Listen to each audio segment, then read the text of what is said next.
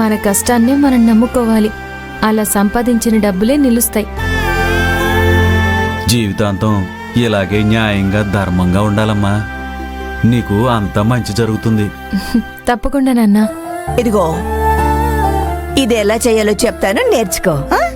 అలాగే అమ్మమ్మ, రాసుకుంటా. నాగు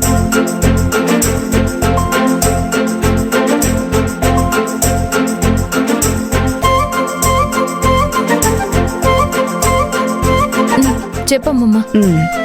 ముందు బీరకాయల్ని నీట్గా కడగాలి.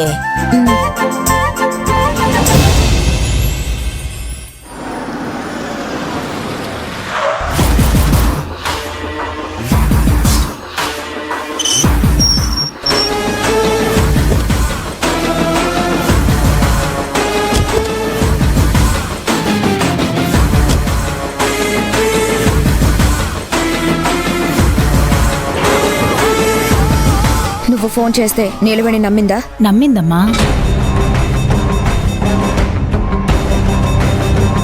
ఆవు పాలతో పచ్చడి చెయ్యాలని చెప్పాను. నాకు తెలీదంది, కాని వాళ్ళ అమ్మమ్మని అడిగి చేస్తానంది. మొత్తానికి ఒప్పుకుంది కదా, మనకు కావాల్సింది అదే. పాలు తీసుకొచ్చావా? తీసుకొచ్చానమ్మా.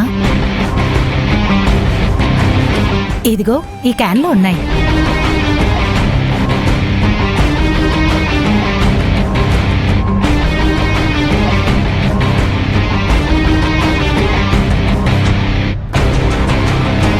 ఆవు పాలతో పాటు ఈ క్యాన్ కూడా సంచిలో పెట్టుకో.